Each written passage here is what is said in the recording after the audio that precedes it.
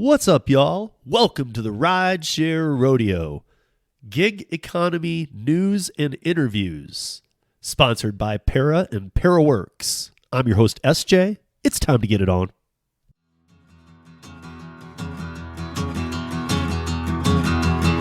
Well, midnight headlight, blinded on a rainy night, steep grade up ahead, slow me down, I'm making no time. I gotta keep it rolling. Those are windshield wipers slapping out the tempo, baby, perfect rhythm with the song on the radio. I gotta keep it rolling. I'm driving my life away.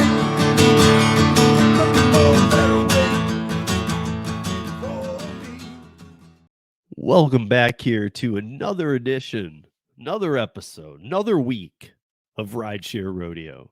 Now in its fourth year.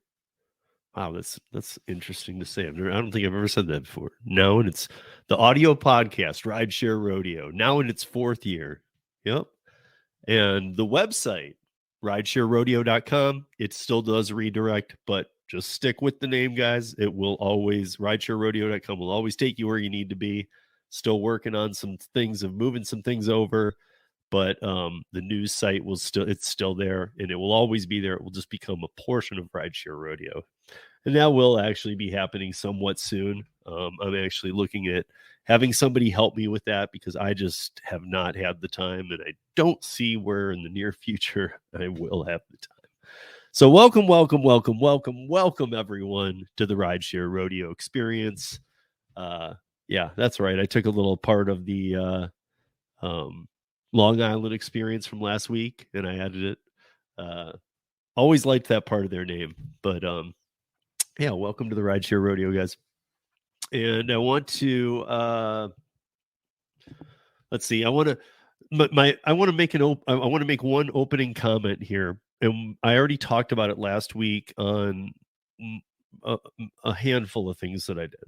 So I won't dwell on it too much. I just want to make a point here that now in the United States, again, just the United States, this does not represent the world of rideshare or the world of delivery, but here in the United States, this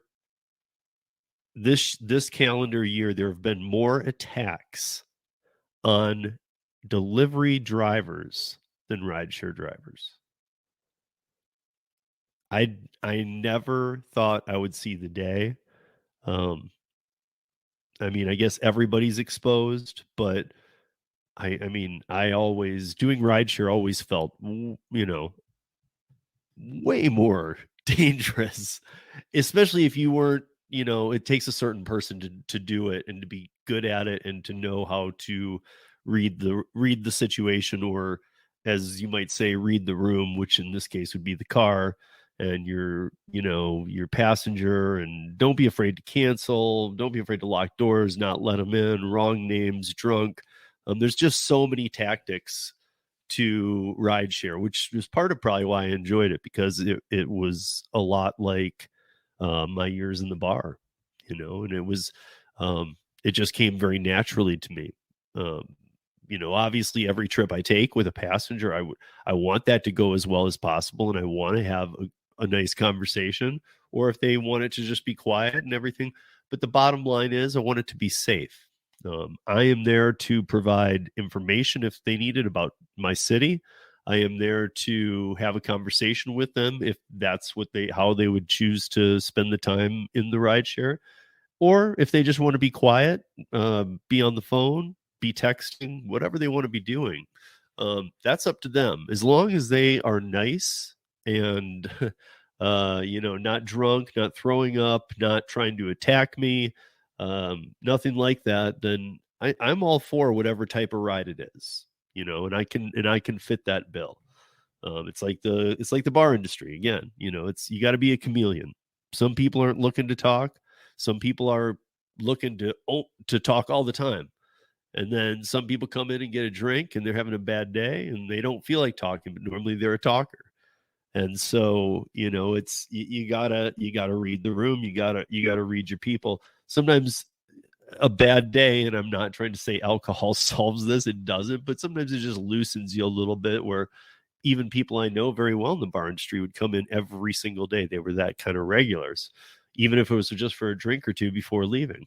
And you know, some days they might come in, they might not want to talk, but they might have a drink or two, and then want to talk my ear off for 10 minutes before leaving. So, you know, sometimes it just you just never know. You know, I always say you never know what's going on with somebody. So I just wanted to make that point because I think that again, you know, I need to say I never ever thought I'd see the day.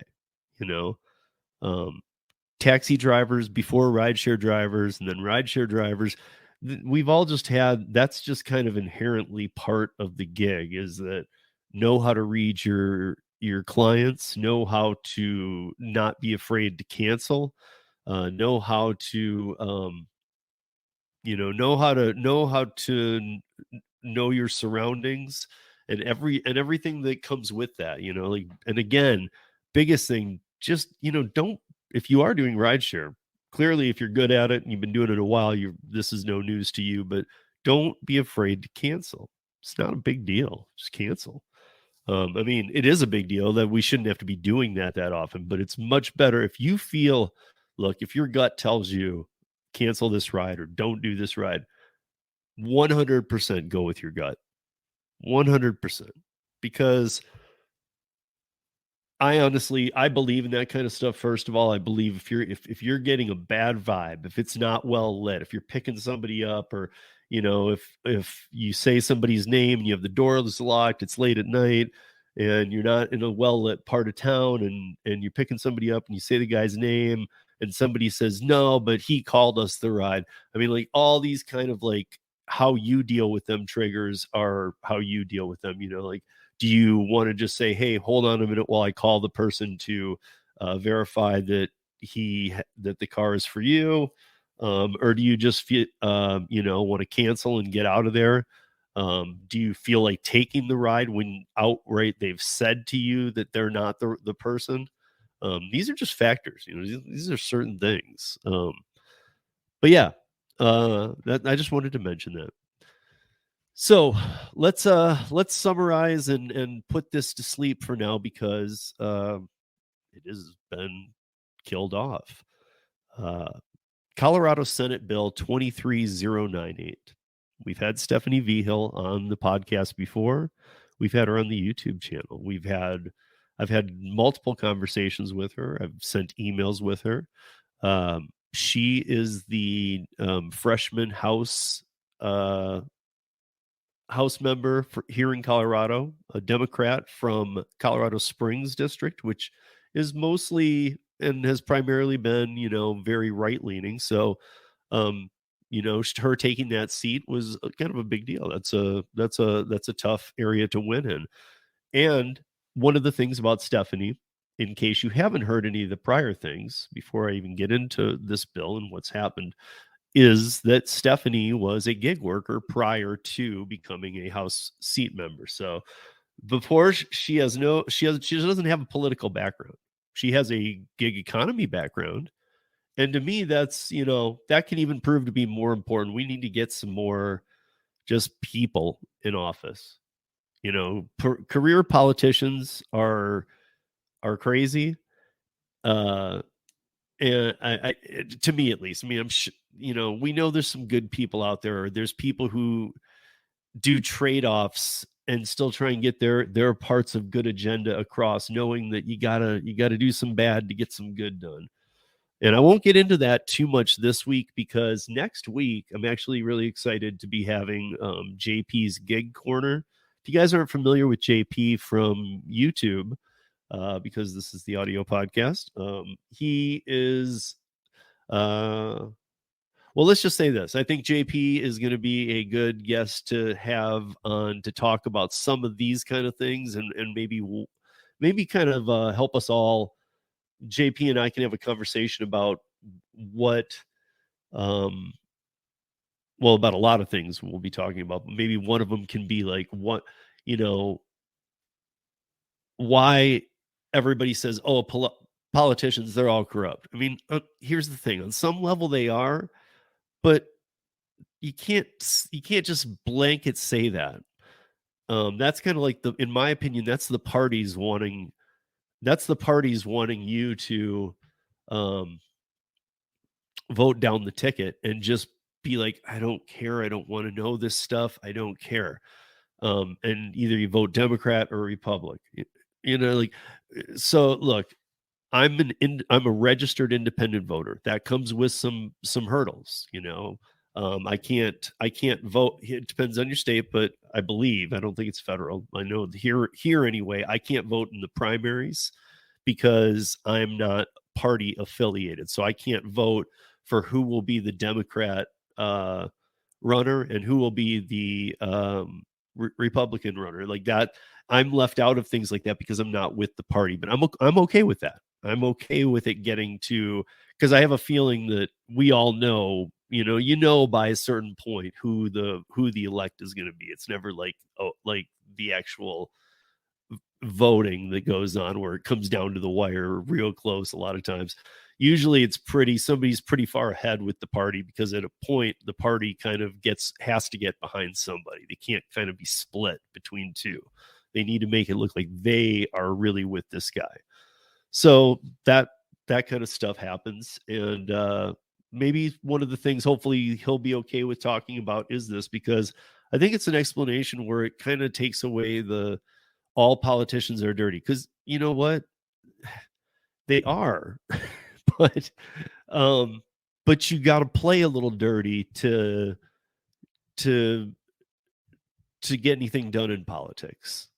Maybe that's a way I can leave it for this week. And I'm not okay with that solution, but that is what it is. I mean, can't all be like well, I don't like that, so we need to change that, because obviously that's what we've tried to do for years. How do we fix the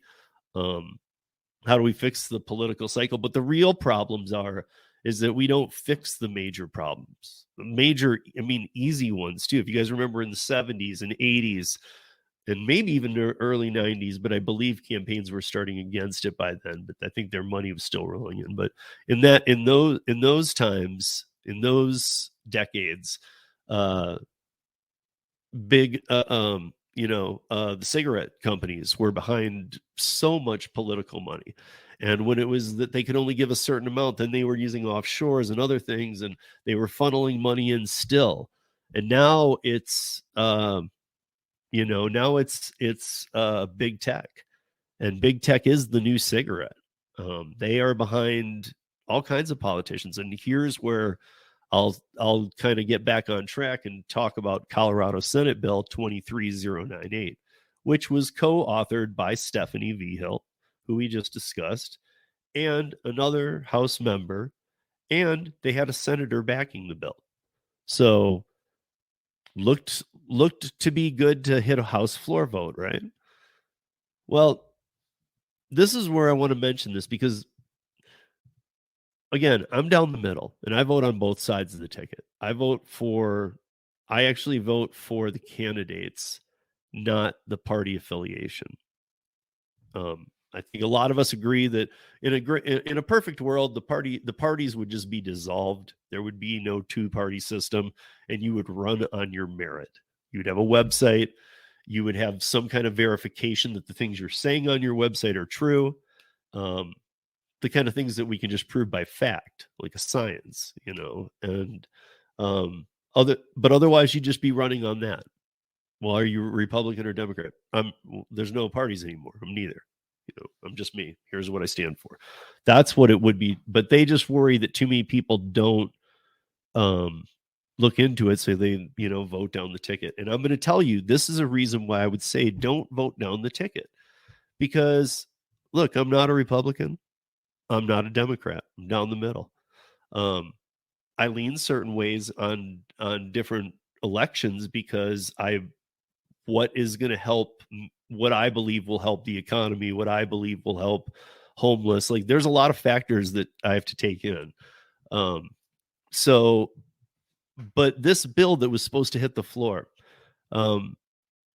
it kind of got a surprise, abrupt ending before it ever even got that second wave of news. When it had hit the floor, we would have heard about it again in the news. sadly, two Democrats stood out against the bill who didn't really let it be known that they were going to do so. They just kind of did it because my guess is I'm gonna call it their handlers, okay? Because these two Democrats are in bed with big tech. And Doordash was making that push to stop this bill. For those not familiar, by the way, sorry, I haven't said this. I think we've talked about it a few times, but Senate Bill 23098 had no money behind it. It wasn't about active time, hourly pay, mileage. There was no dollar amounts and whatnot. This was a strict look, show the driver 100% transparency on all the apps so they can make smart decisions about taking orders. And at the same time, it was about show the customers where their money is going to, because the fees have gotten so outrageous with the service fee, processing fee, how little the driver makes. They want the customers to see that. And the only other part of the bill was for wrongful deactivations. You have the right to challenge them. Seems like these are pretty fair things. You know, obviously transparency is something I've been fighting for since day one. You guys know that. But so, of course, I would be on board with something like this. Like I said in the beginning, I had two issues. Are there pitfalls to there being union involvement in this either now or down the road? As far as we could see, there was none in the actual language of this bill. Does that mean that behind the scenes the unions aren't saying, okay, we'll help you get that through, and then the next thing, and then but then you owe us one? And that's where W-2 model comes in, and that I wouldn't be for. And the other thing that I was worried about and concerned about is what happened. That without money behind a bill, it's going to be hard. And in this case, I looked at the financials. It was about $750,000 to get this bill. Like if it had passed on a floor vote, to get it actually kicked, and what would be needed from taxpayers' money to get this thing off the ground was about $700,000. You might be saying, God, another $700,000 that we shouldn't be spending. But honestly, that's a big win in terms of not only for if you're thinking about DoorDash and Uber and these other things, but it's a big win for all independent contractors in Colorado, because it's things like this that could lead to bigger nets like an AB5 or something, which we don't want. We don't need that here. And that's not what is going on here. But that's another concern of mine. Are you rattling the cage a little too much? Are they gonna, if things don't, or if things flip and go the other way, will they see that as a sign of let's take this on? So look, I think that transparency is what is needed across the country. I know with JP here next week, we will absolutely be talking about regulation. And I know we don't want to talk about it, but we kind of need to because, because I mean, none of us want it. You open the door to regulation. It's another thing. You open that door, it's hard to shut that door and say, okay, that's enough. We're good with that. Like once you open the door to regulation, you open the door to changes in regulation and this and that and the other, and more government involvement that really, even those of us that are at the point where we think this needs to be done, none of us are like out begging for government regulation. In a perfect world, this wouldn't be needed. However, we might be nearing a point where some regulation is needed. The problem with that being that even if it sounds amazing in the beginning, regulation turns into more regulation. You can look it up in not just gig space, but anywhere. It's a fact. It happens all the time. Okay, so we got some rideshare things here going today, but first thing I want to talk about here is a quick DoorDash story. So look, DoorDash is let's just roll through this and let's see what you guys think. And again, guys, make sure that you leave comments in whatever pod player you're listening to it, whether it be Spotify, Apple Music, Google, Pandora, Amazon, or any pod player in the world, because we're on them all. If you guys leave comments, there is an app that runs on the, at least on the primary apps, and even a lot of the primary pod players, that collects comments from any of them. So please, whatever pod player you're listening on, don't just assume that because I might not use that pod player, I won't see your comment. I should. There is an app that I run that collects all the comments from all of the pod players, and that's something I haven't put out there before. So please leave comments about all these episodes. You guys are pretty good about that. Or, as always, and I'll just plug it here, email me, steve@ridesharerodeo.com, STEVE at ridesharerodeo.com. Let's talk about this real quick. DoorDash was considered by many to be invaluable during the COVID pandemic. Where the services helped keep some restaurants in business, drivers received paychecks and customers got convenient food delivery. The service was good and made the best out of a bad situation for all involved. Delivery convenience is something many people are comfortable paying extra for. However, while DoorDash has experienced great growth, it has also endured scrutiny, as the company wasn't transparent in how tipping was being processed for its drivers. Hang on tight, folks. Customers thought that if they left a tip, the entire amount would go to the drivers, but this was not the case. The tip only went to the driver if the order amount met a minimum to cover the cost of the transaction. DoorDash was skimming the tips to cover its own costs. DoorDash has now stated that since that happened, and by the way, happened twice. That's 2 times, people, that this same thing happened. But after the second time, DoorDash has since stated that it changed its tipping policy. Well, isn't that nice of them? For those that didn't follow that, clearly, if you're not familiar with the DoorDash tip stealing, and that's what it was. We're not talking about potential this or potential that or transparency or what's behind the tip paywall or all this. This is a fact. They were caught red-handed. Oh, it's almost like, oh, we can't steal tips. I didn't know we weren't supposed to do that. Like, it's like they're like, well, we put it in the terms of service, and they clicked the box. So, okay. Again, these click box things are just ridiculous. But so DoorDash holds a majority of the food delivery service market and is experiencing more pain points. The pain points come from both sides. It's customers and restaurant partners. The customers are complaining about increased cost in using the delivery service, while the restaurant partners are the cause of the increased cost in the transaction. See, that second sentence I have a big problem with. While the restaurant partners are the cause of the increased cost in the transaction. How can DoorDash, this is DoorDash's comment too, how can they make that statement? So customers are complaining about the increased cost. Okay, fair enough. That's a fact. You guys are slowly increasing the cost. Also, customers have no idea that most drivers are paid a base pay of $2 to $2.50, maybe more with some of the changes. I'm not going to get into the actual schematics market to market, but we know that base pay as low as $2 to $2.50 exists. So if they're spending, $70, $60 on a meal for 2 people from a restaurant that if they go to, they spend, $40 with a tip. Well, now they're spending $65, $70 to have it delivered. Most people assume the drivers are, even if they're not like, well, the drivers must be millionaires.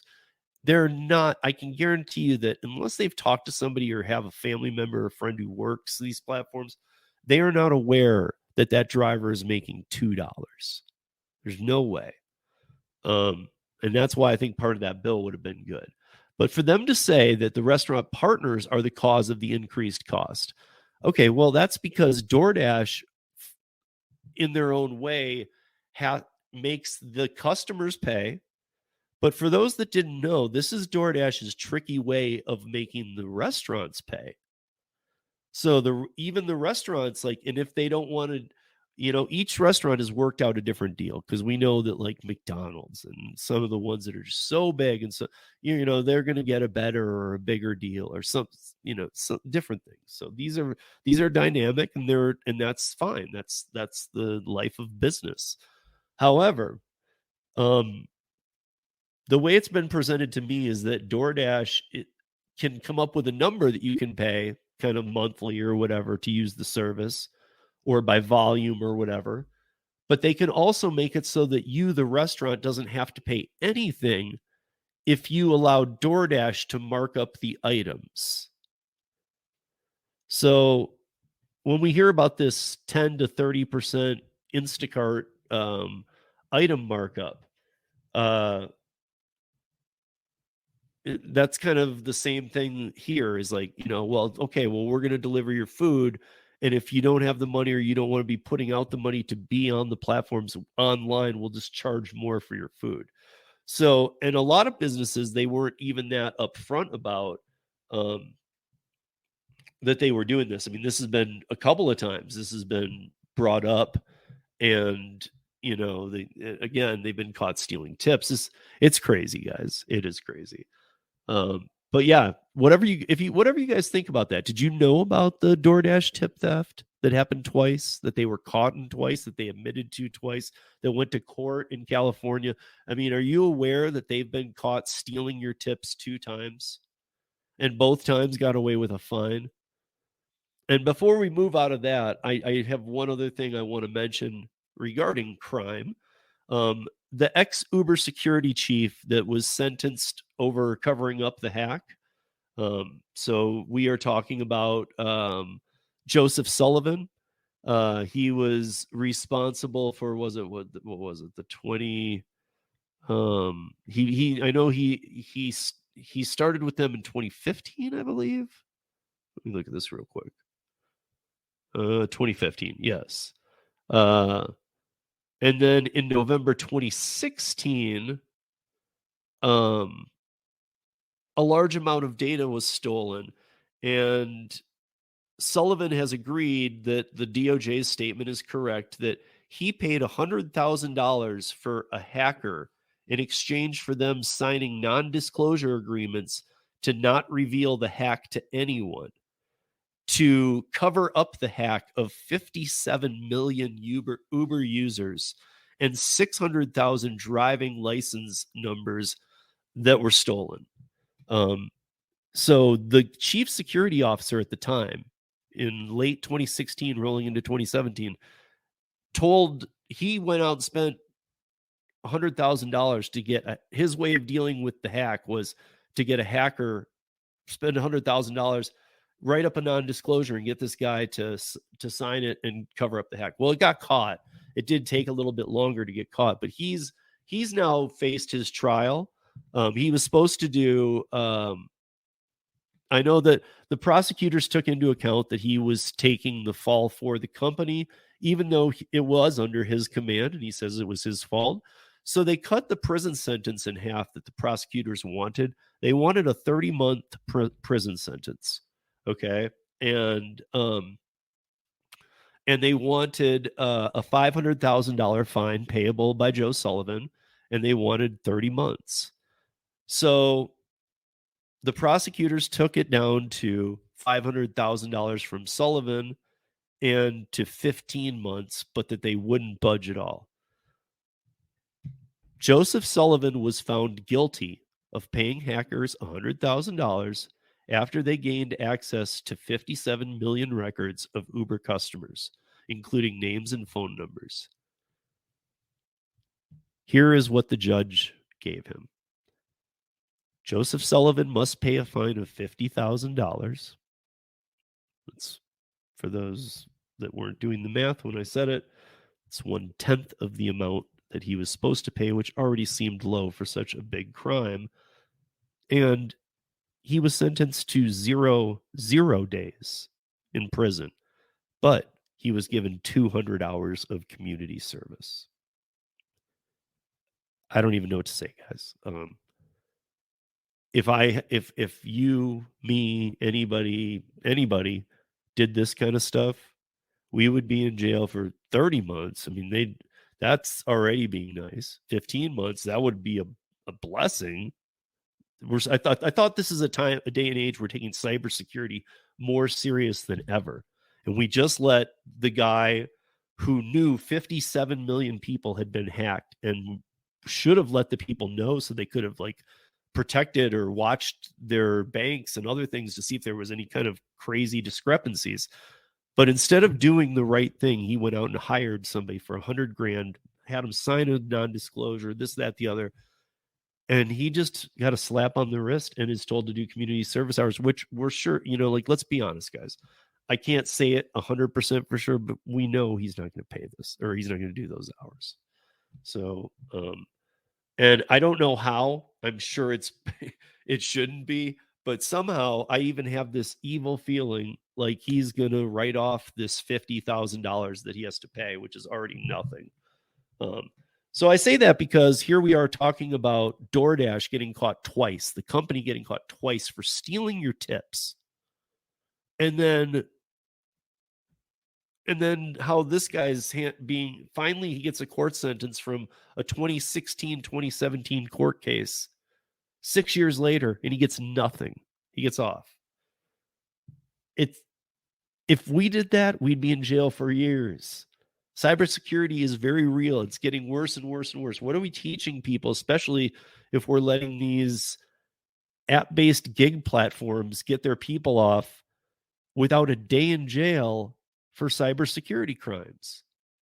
I mean, look, I guess let's not even get started on that because I don't know. I'm blown away by it. And speaking of things I'm blown away by, I am just really blown away by what Uber is doing. Okay, so guys, if you don't know, Uber Pool is back. It's been in like 5 cities for a little bit now, and they've been keeping it kind of chill and not even very apparent in those cities. Just in certain areas, they were kind of doing testing. But now the testing has moved beyond testing, and they're launching in 5 more cities, full-blown Uber Pool. Baltimore, Miami, Nashville, Philadelphia, and Washington, D.C. now have Uber Pool. It's back. The world's worst way to travel. Look, before the pandemic, those of us rideshare drivers who knew of Uber Pool, I know that me personally, I avoided it like the plague. Uber Pool was the worst. It usually had me driving around either, in the early morning hours when I could make better money, or after work, right after work type things. And it was always going through the city, dealing with just tons of stuff, trying to find multiple passengers for what even Uber says is a 20% savings for the customer. And really, if you do the time breakdown, has no benefit to the driver. I don't know why, maybe with these upfront pricings, maybe they're going to come out good, but I don't know why post-pandemic we think it's a good idea to shove a bunch of people into a car. I know that we're beyond the pandemic, and I know that, life is returning to a different normal. It's not one that so far I'm very impressed with, but, hey, I guess we all need to do our part to try and change that narrative. But this is not going to be good, in my opinion.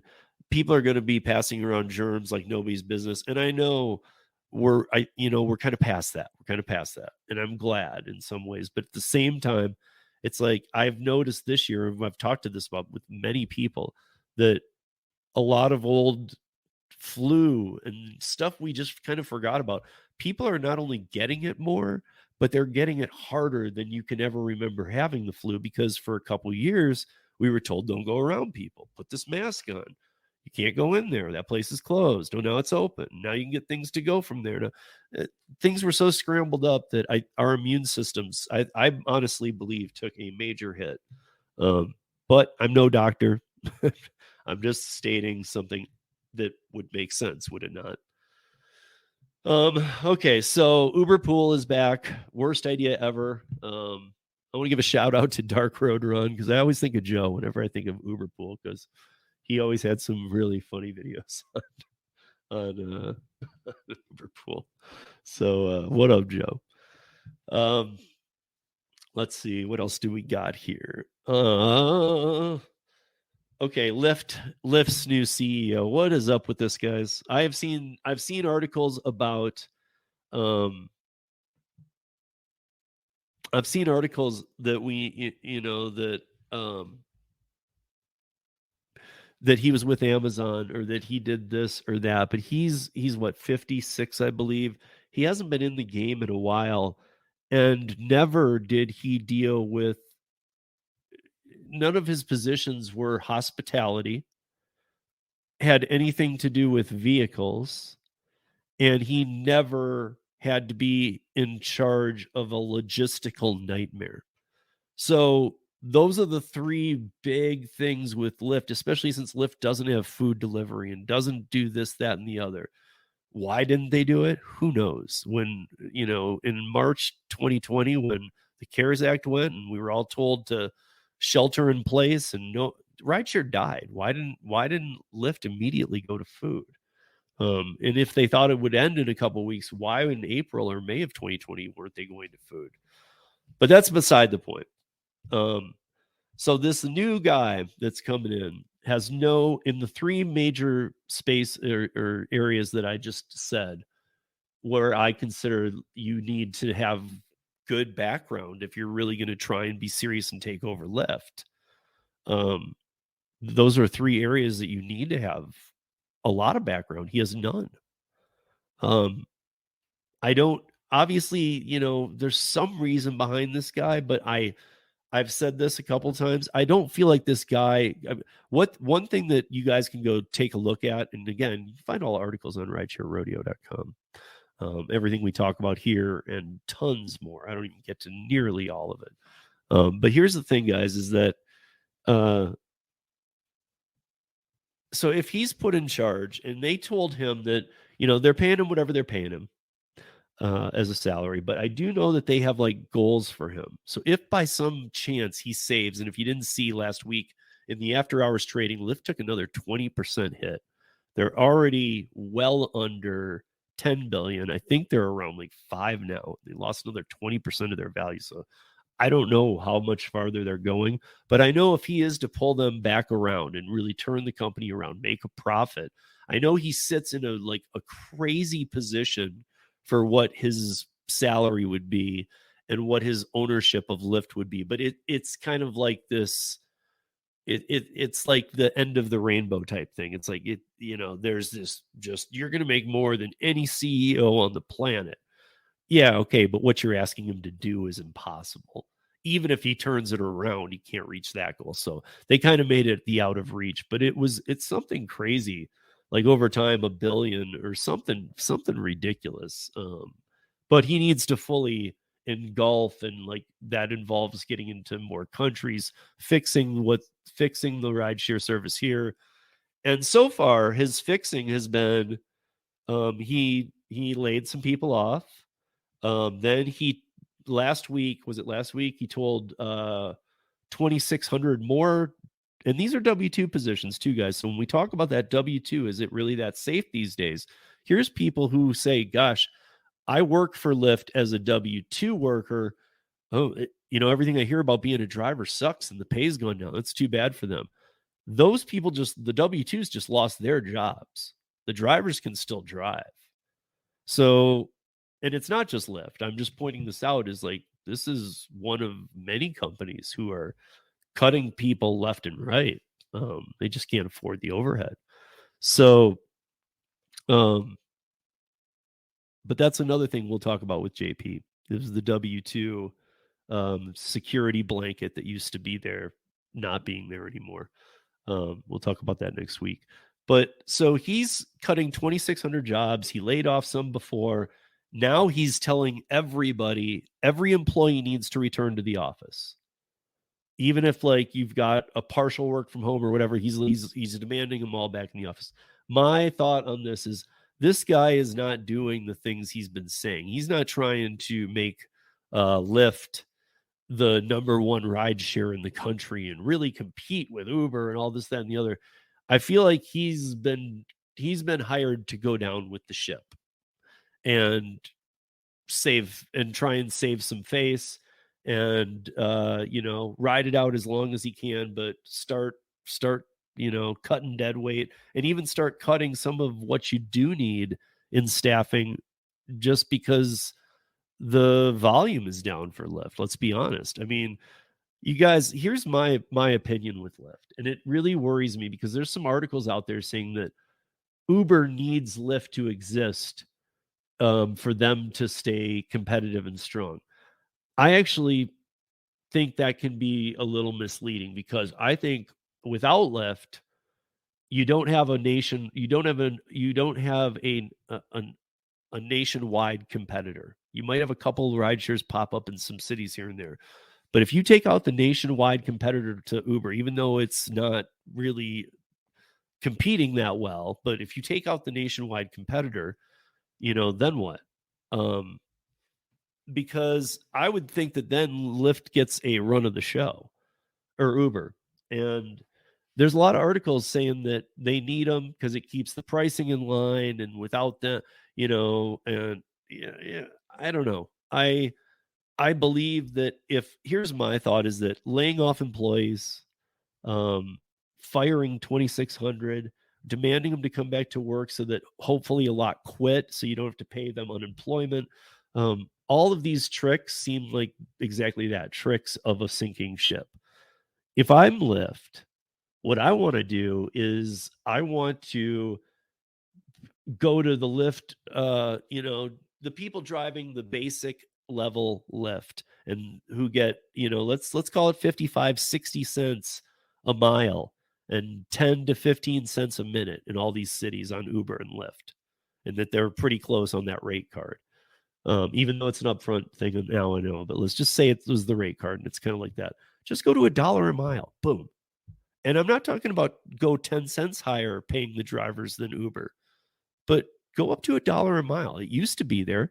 And then price it out accordingly to the customers because you'll get the Lyft drivers cleaning their cars, caring more, fighting for taking all the rides, not canceling, not pissing off customers because pride in a job should come from doing the work. But when you're in customer service or when you're doing rideshare and dealing with these people more than just how they tip you in the food delivery space or in the grocery delivery space, you can get mad at them, but you're not seeing them face to face. When you're dealing with people in a face to face scenario, and you're a lot happier at what you make, a lot less problems will happen. Your car will look nicer. You will be friendlier and customers will be happier. If customers are happier, customers will pay more money for the rides. I honestly believe that. And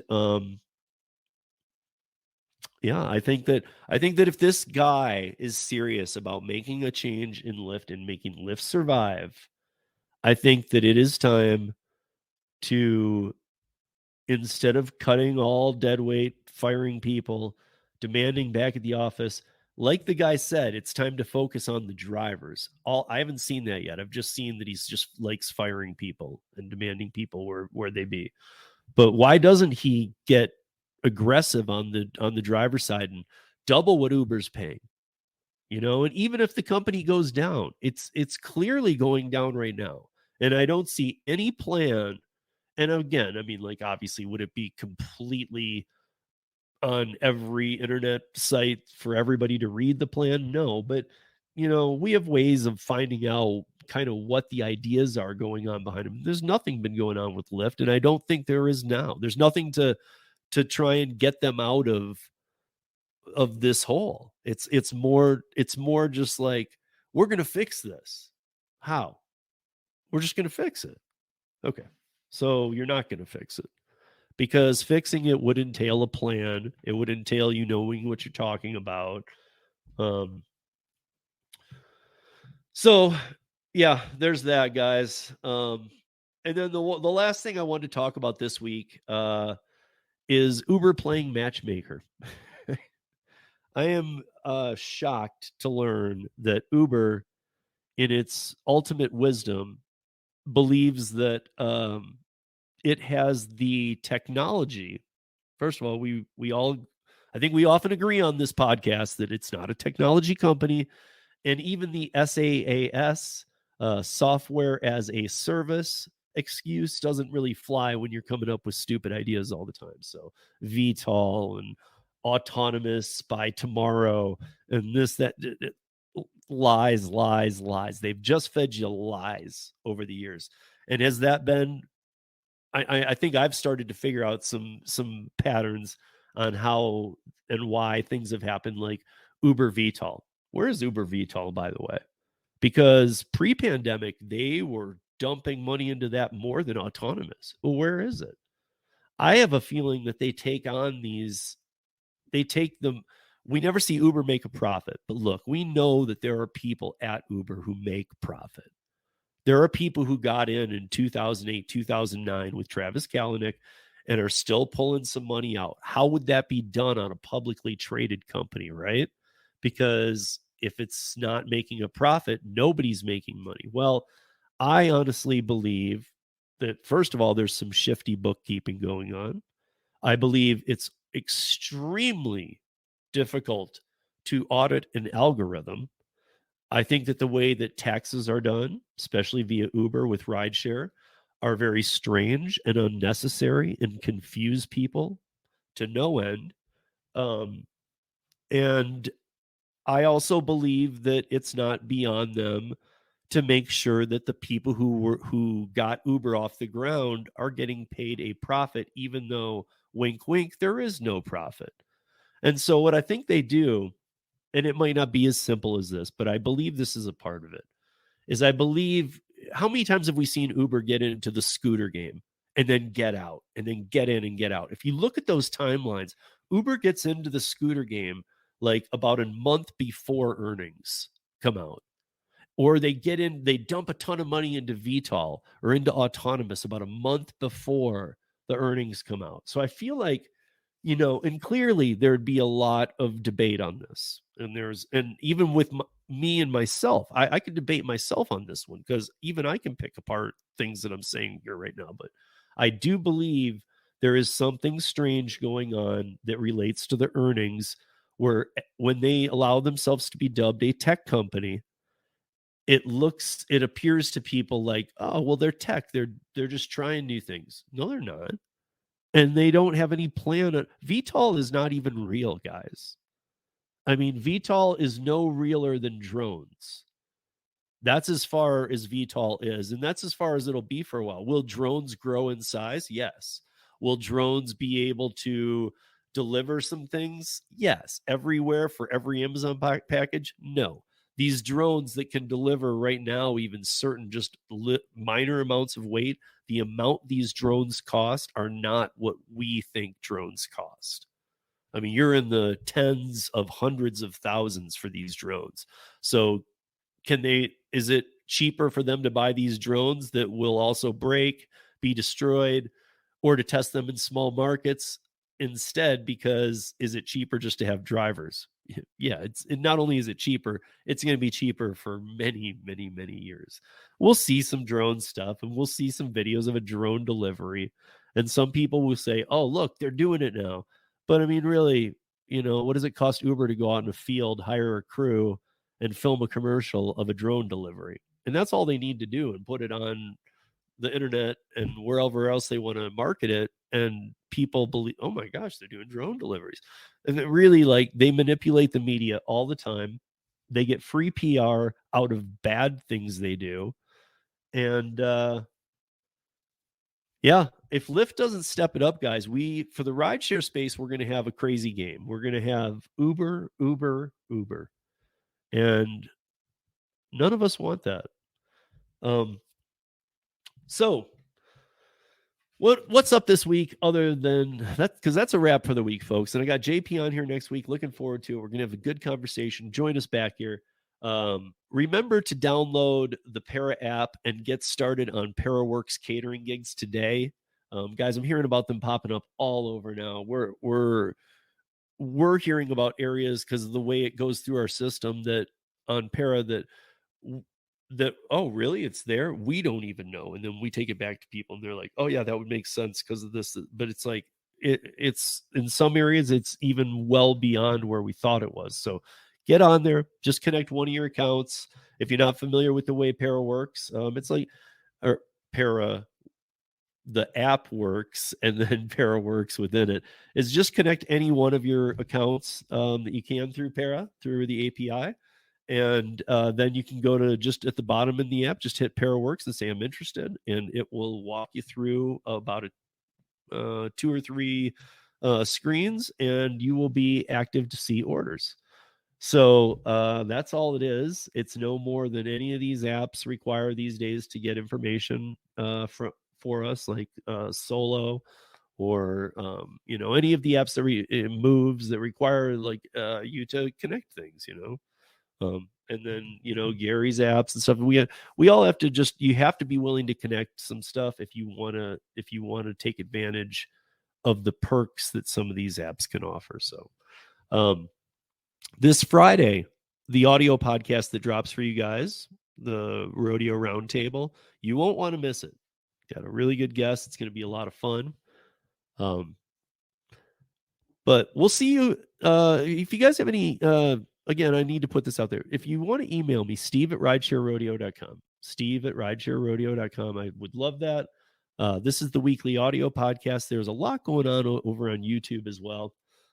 So make sure that if you are up for that, you check that out as well.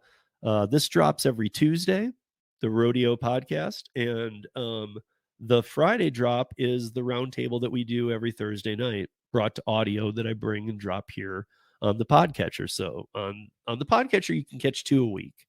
You can catch the Rodeo Raw, this one, the original podcast, and you can catch that, and you can catch the roundtable, which is always a lot of fun. But we'll see you back here next week for another episode of Rodeo. Have a great and safe week, y'all. Peace.